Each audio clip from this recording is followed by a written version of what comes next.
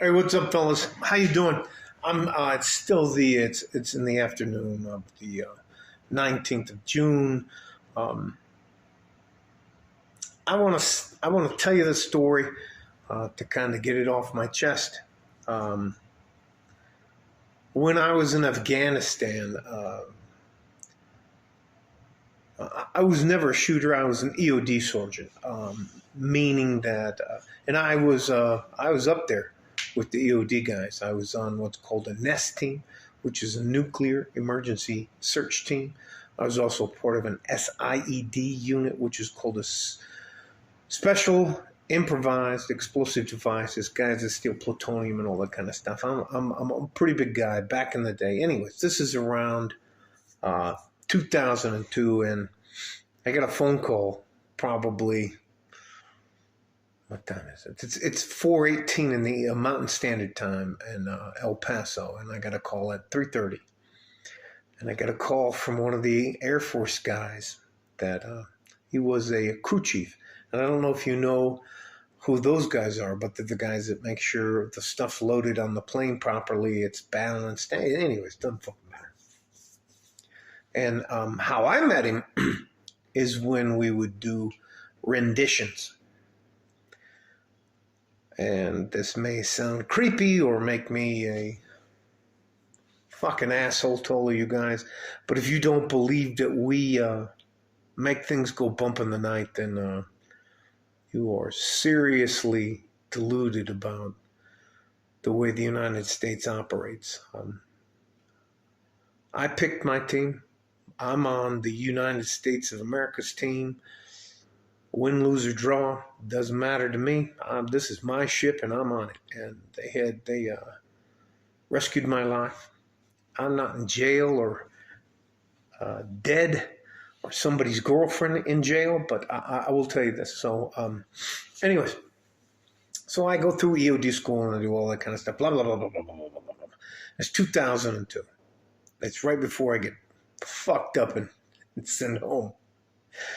And I'm at the tarmac, and we have a puck, Puck, like a hockey puck. Now, listen, you know we snatch people and rendition them.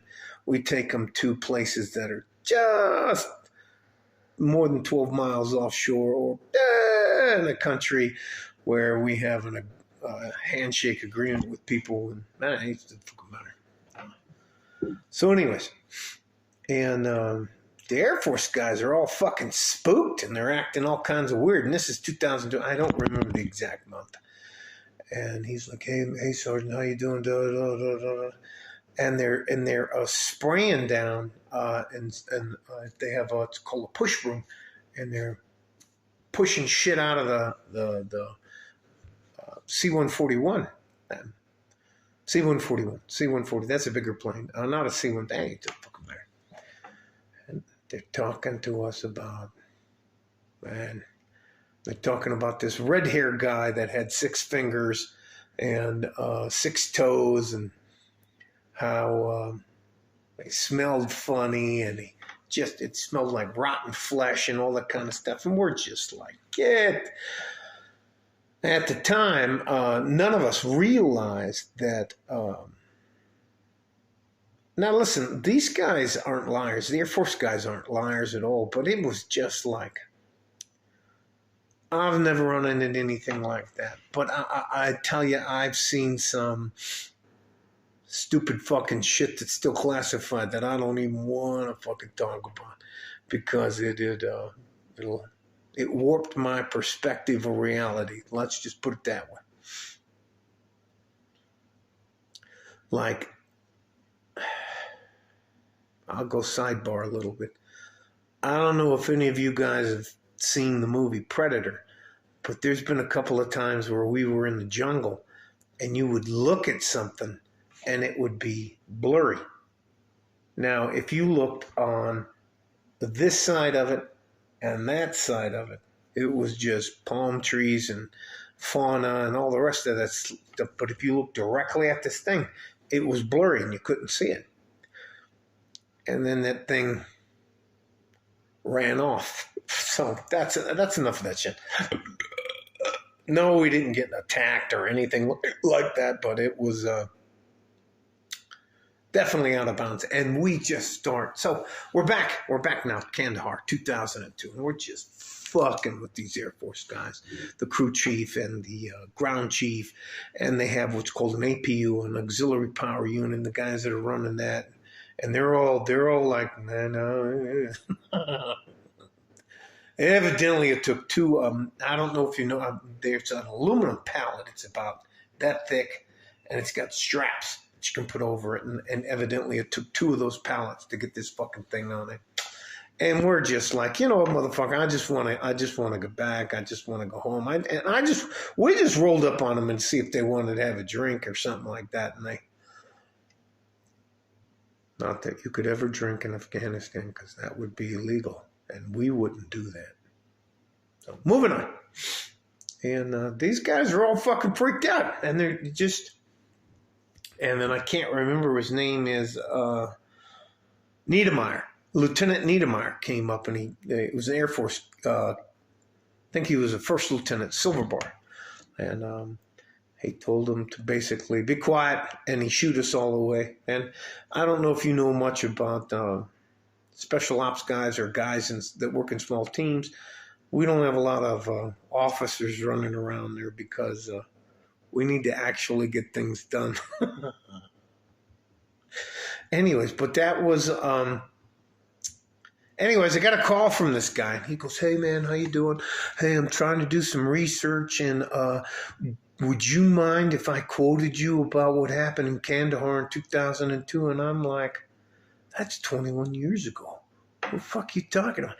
And I vaguely remember that, but I'm not fucking signing my name. Listen. Now, I would never tell you guys that you have to believe me, because I have third-hand knowledge to the second-hand knowledge of the guy that claims he was there. Nah, fuck that. But anyways, it's an interesting story. It's no big deal, but... And I'm just being sardonic. Giants are real. There are red-headed, white-skinned, six-fingered, six-toed... Man, he was done there. He seemed very upset, and I think he was like, what was the last few words he said to me? Fuck you, Frank. And he hung up on me. Because I'm not going to misremember. I'm not going to act like I was there when I wasn't there. That's not anything about what I'm involved with. Now, did I hear the story from that guy? Absolutely, I heard the story from that guy. Was he a crew chief on that plane? Absolutely. Did the plane smell like ass, feet, and corn chips? Absolutely. But that's about all I know. So, and no, I'm not signing up for some fucking joyride. Anyways, I'm just not gonna do it. But it's a great story. I'll tell you sometimes in the future. I'll tell you about what happened during Operation Blast Furnace, or when we were battling the M19, the FARC, the M20, the Sendero Luminoso, la Tupac Amaru, la M20. All right. Love you guys. It's like, the last week and a half have been fucking weird. People who I just think sometimes that I'm a lot harder to find than I am. Evidently, you can just look my stupid ass up and find out who I am. So anyways, all that to be said, yes, I heard the story.